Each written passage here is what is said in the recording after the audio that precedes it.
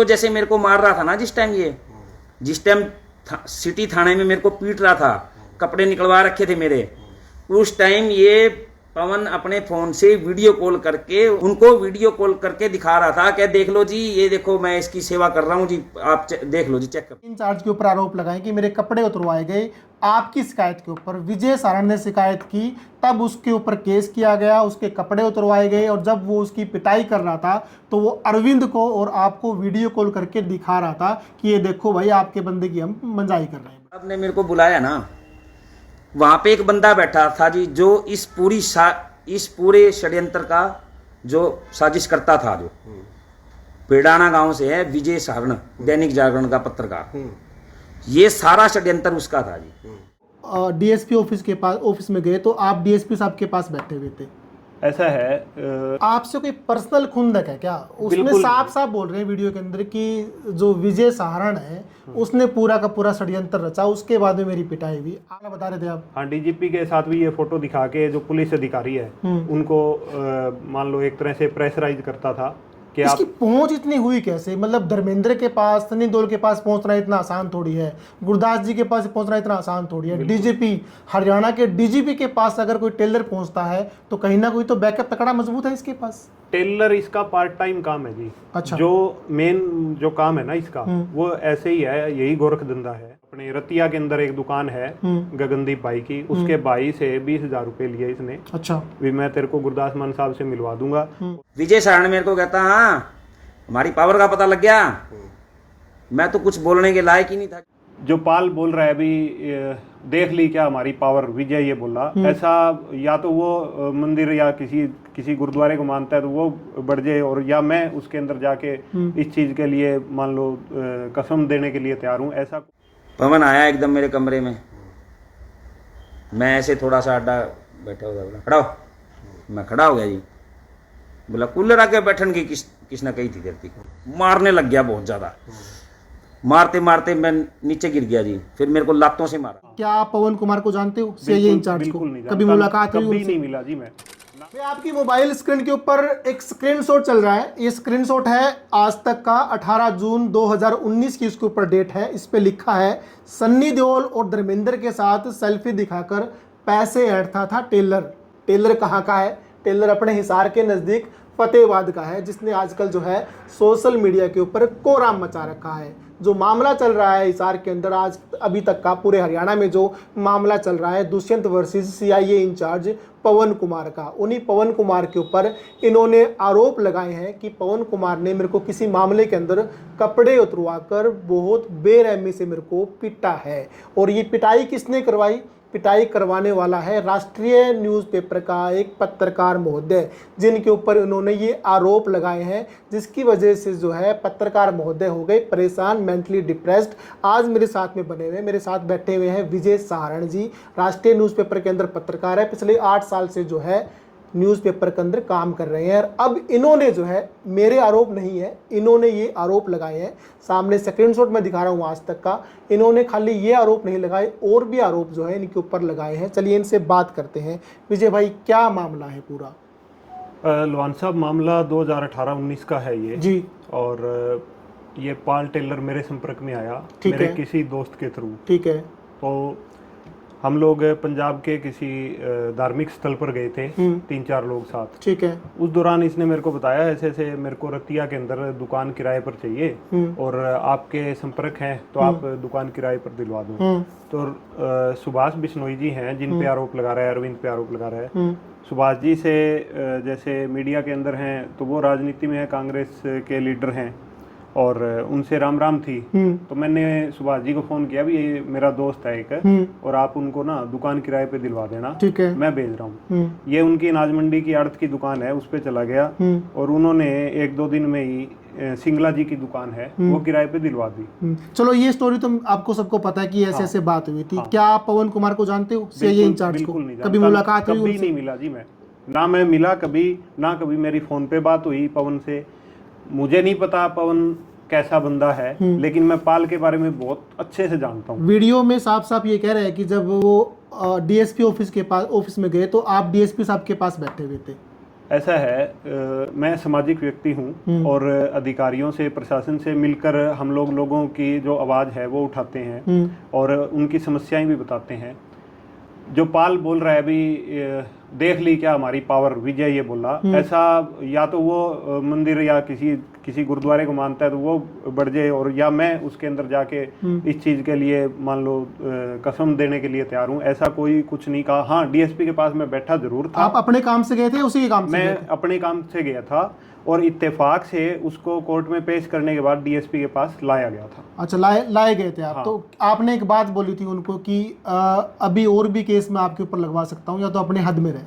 नहीं, ऐसा मेरी उससे बात भी नहीं हुई। जैसे ही वो उसको लाया गया तो मैं ऐसे मुंह साइड में कर लिया, क्योंकि मैं ऐसे लोगों को देखना भी पसंद नहीं करता जिसकी मैंने इतनी मदद की दुकान चलाने में, और जिससे भी उसका संपर्क करवाया, ये संजय भाई बैठा मेरा, इसने उससे अभी भी 1.5 लाख रुपए लेने हैं।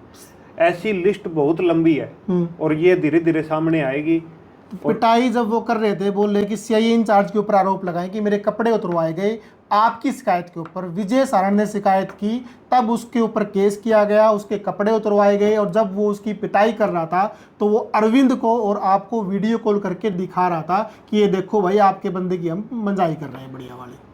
जब अरविंद की शिकायत पर मुकदमा दर्ज हुआ, वो अरविंद की दुकान पर जाता है पाल टेलर और उसको बोलता है कि मेरे कोई पैसे नहीं है, क्योंकि अरविंद ने उससे पैसे लेने थे और वो बोला कोई पैसे नहीं है। उसकी दुकान में तोड़फोड़ की, उसको जाति सूचक इस मामले में फंसाने के लिए उसको धमकियां भी दी, भी तेरे को मुकदमा करवा दूंगा मैं SC/ST का। ऐसी शिकायतें वो पहले भी दे चुका है। और एक मास्टर जी है भूपेंद्र जी, उनके खिलाफ भी दी, उन्होंने पैसे दिए हुए थे।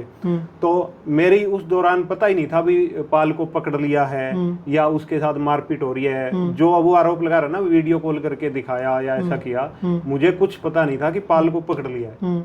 मुझे तो दूसरे दिन उसको कोर्ट में जब पेश करके और डीएसपी के पास लाई ना, तब पता लगा भी ये इसको पकड़ रखा है। तो मतलब आपका कहने का मतलब ये है कि उन्होंने काफी लोगों से जो है पैसे खा रखे हैं। अभी एक आपने स्क्रीनशॉट मेरे को दिखाया था आज तक का, जिसके अंदर लिखा हुआ है कि इसने जो है धर्मेंद्र के साथ में, सन्नी देओल के साथ में सेल्फी ली है और वो सेल्फियां दिखा कर जो है लोगों से पैसे ऐंठता था। वो जी लोगों को ना प्रभावित करता था उन फोटो के माध्यम से कि मेरी इससे जान पहचान है। तो बहुत से लोग हैं जो जैसे कि अभी जो गुरदास मान साहब की फोटो दिखा के मान लो लोगों को उनसे मिलवाने के लिए पैसे ले लेता था।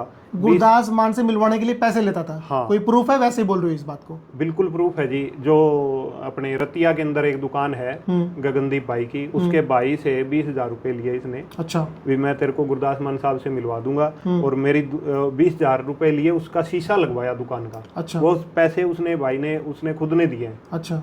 इसके अलावा कोई और मामला, कोई डीजीपी का मामला बता रहे थे आप? हाँ, डीजीपी के साथ भी ये फोटो दिखा के जो पुलिस अधिकारी है उनको मान लो एक तरह से प्रेशराइज करता था कि इसकी पहुंच इतनी हुई कैसे? मतलब धर्मेंद्र के पास, सन्नी देओल के पास पहुंचना इतना आसान थोड़ी है, गुरदास जी के पास पहुंचना इतना आसान थोड़ी है। डीजीपी, हरियाणा के डीजीपी के पास अगर कोई टेलर पहुंचता है तो कहीं ना कोई तो बैकअप तकड़ा मजबूत है इसके पास। टेलर इसका पार्ट टाइम काम है जी। अच्छा। जो मेन जो काम है ना इसका, वो ऐसे ही है, यही गोरख धंधा है। हाँ।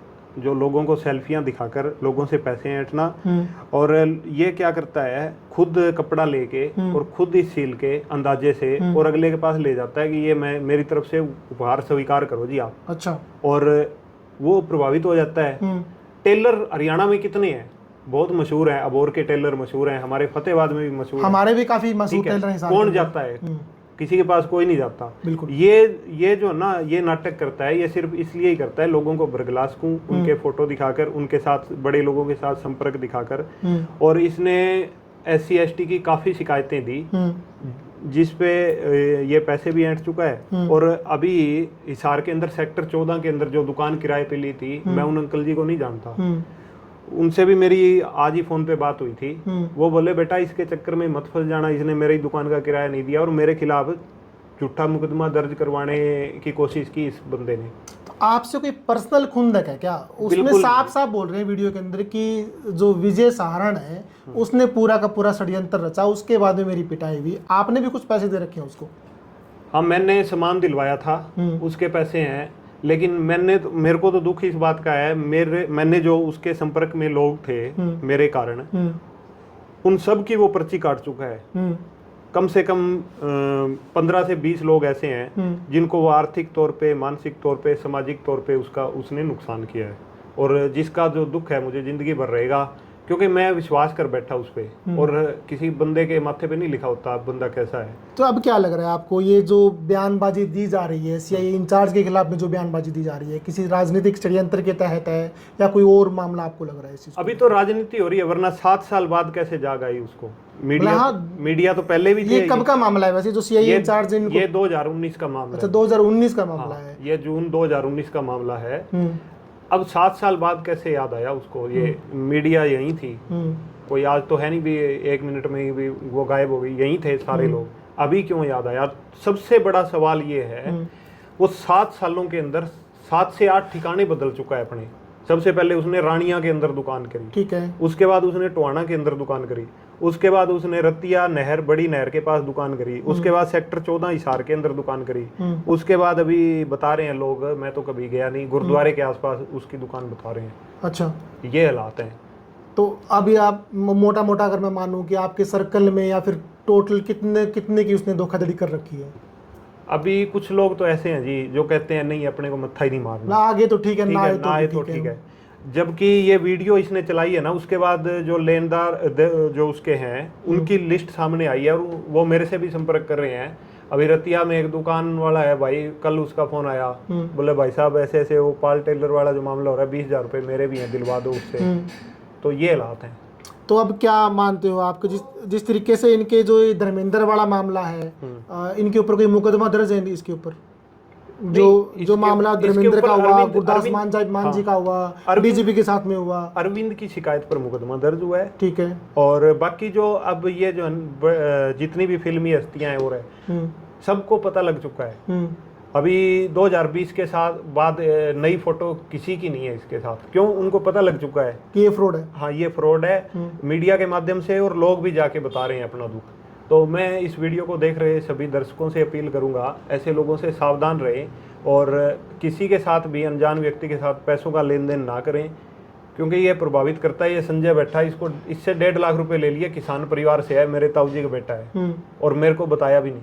चलो ठीक है विजय भाई, मैंने ये पूरा मामला आपको दिखा दिया है। अगर महेंद्र पाल टेलर जो है इस बारे में अपना कोई राय विचार रखना चाहता है तो उसका भी स्वागत है। हम ये नहीं कि भी विजय ने आपके खिलाफ कोई आरोप लगा दिया तो हम इनकी ही बात रखेंगे। दोबारा मैं बता दूं आपको, जो स्क्रीनशॉट है वो मैंने दिखा दिया आपको। इनके ऊपर साफ साफ जो है 2019 में आज तक ने छापा हुआ है कि ये बंदा महेंद्र पाल टेलर जो फतेहबाद से है, ये धर्मेंद्र और सन्नी देओल के साथ में अपनी सेल्फी दिखाकर लोगों से पैसे ऐंठता है। इसके अलावा 3-4 आरोप जो है विजय ने लगाए हैं। बोल रहे हैं कि गुरदास मान जी के घर से भी पैसे लेकर आए हैं, ये डीजीपी के पास से भी उनके साथ फोटो क्लिक करवाकर भी कहीं ना कहीं इन्होंने धोखाधड़ी करने का काम किया है। पूरे मामले के बारे में आपकी क्या राय है? क्या किसी राजनीतिक षड्यंत्र के तहत उनसे ये बयानबाजी दिलवाई जा रही है या कोई और मामला है? अपनी राय हमें कमेंट जरूर कर दें और देखते रहें सिटी बिग न्यूज़। नमस्कार।